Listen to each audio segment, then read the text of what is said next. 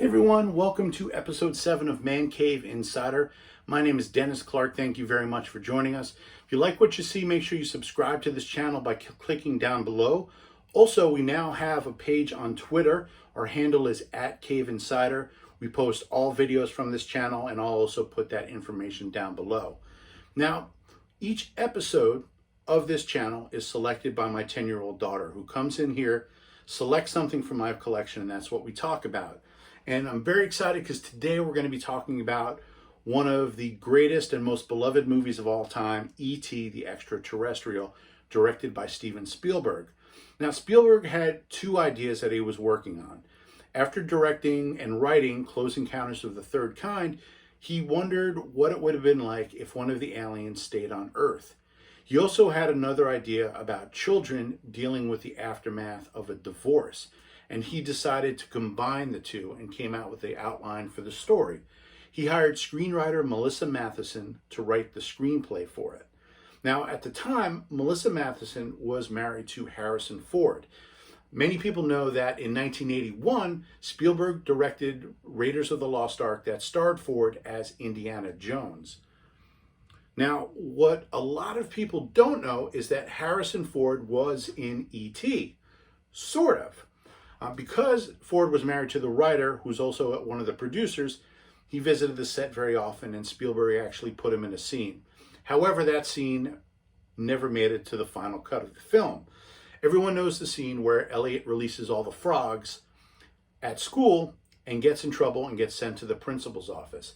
They actually shot a scene in the principal's office, and the principal was played by Harrison Ford. Now, Spielberg had a rule in this movie that for the first 2/3 of the movie, he wasn't going to show any faces of adults except for the mother. And this was true for this scene. Ford was only shown from behind in silhouette. You heard his voice, but you never saw his face. However, the scene eventually was cut from the final film. Also, another interesting thing is that Spielberg shot this movie in chronological order as it was in the screenplay. He did this to get the best possible performances from the child actors.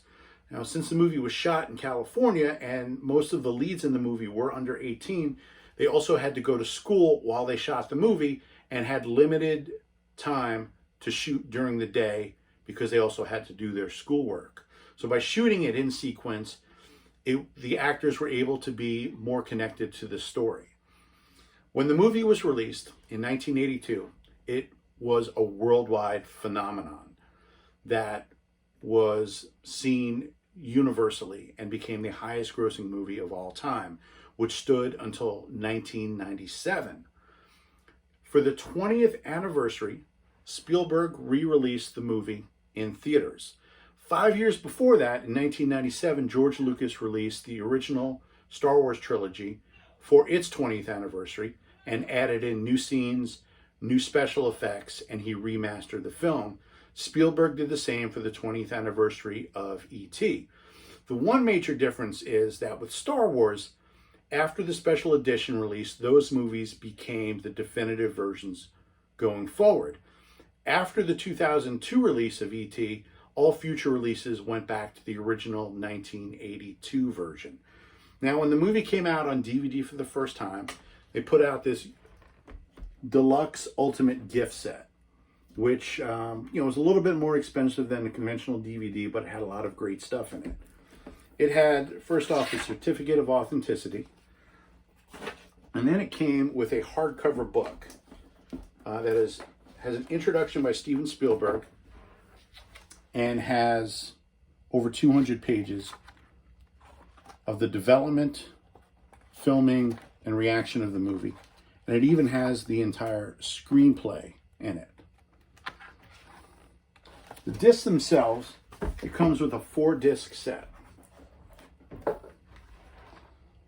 The first disc includes the 2002 special edition. The second disc is the 1982 original version. Then it has a bonus disc, and it has the soundtrack, which of course was scored by the legendary John Williams. And for the premiere of the 20th anniversary, what they did is they had a special benefit screening at the Shrine Auditorium. for the Special Olympics. And what John Williams did is he conducted the score live to the film. And this was the first time this had ever been done, and it had been done many times since. Now, for the DVD version of the 20th anniversary, they actually recorded the live symphony at that screening. So you have the choice of watching the score as it was in the film, or you could also watch it with the score that was recorded live that day. For the 35th anniversary in 2017, they finally released the movie on Blu-ray in this limited edition set, hardcover set. And it's got some other great stuff in here as well. You get the remastered soundtrack. You also get a booklet with an introduction by Drew Barrymore.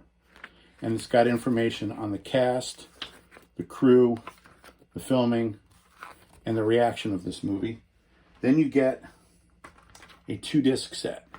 You get the movie on Blu-ray with new and previous bonus features. Then you get the 4K version of this movie, which has the best looking version of the movie that has ever been released. And these are both the 1982 original versions. Now, everyone's got a lot of stories about the first time they saw E.T., and I have one. When I saw E.T., it was June 27th, 1982. My family was on vacation for the first time in Florida, and I was 11 years old. This was our first trip to Florida, to Disney, to SeaWorld, and during that week, the Space Shuttle Columbia was having its 4th launch at the Kennedy Space Center. At the time, shuttle launches were a very big deal, with anywhere from 1 to 2 million people showing up to watch the launch. I begged and pleaded with my dad to let us go, and he agreed. We got up at 6 o'clock in the morning, drove an hour out there. We parked on the side of a highway along with thousands of other cars, and at 11 a.m. we saw the launch. Now, we were 12 miles away, but you could still see it, feel it. It was one of the most exciting things that I've ever seen. And that night, we saw E.T. for the first time. Now, it had been out for a few weeks, and this was before you could buy tickets in advance, so people would wait hours to see the movie. We found a small 2-screen theater in the Orlando area that was showing E.T. on one screen and John Carpenter's The Thing on the other. We got there about an hour and a half before the movie started. We got tickets, saw the movie, and it was absolutely amazing. Now, a few years ago, I was on a cruise that stopped at Port Canaveral, and I went back to the Space Center, and I got the patch from my dad of that launch that we saw. It was Mattingly and Hartsfield were the astronauts. The commander, Ken Mattingly, if you ever saw the movie Apollo 13, he was played by Gary Sinise. In the film, Mattingly was pulled from the launch 2 days before because they feared he might get the measles. He never did, but he was also very important part of getting the astronauts from Apollo 13 back to Earth, and he was the commander of this mission. Now, I got the patch and I gave it to my father when I got back on the ship.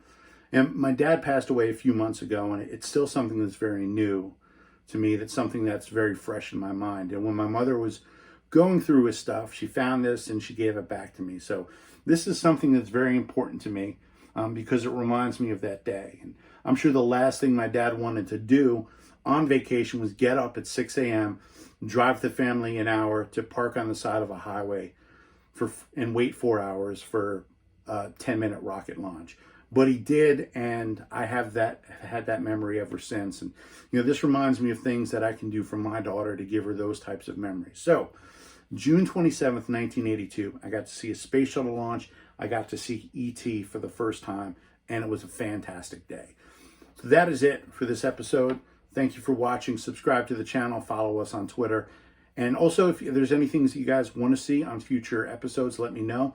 I'm also going to put the link down below where you could purchase these editions of E.T. Thank you for watching, and we'll see you next time.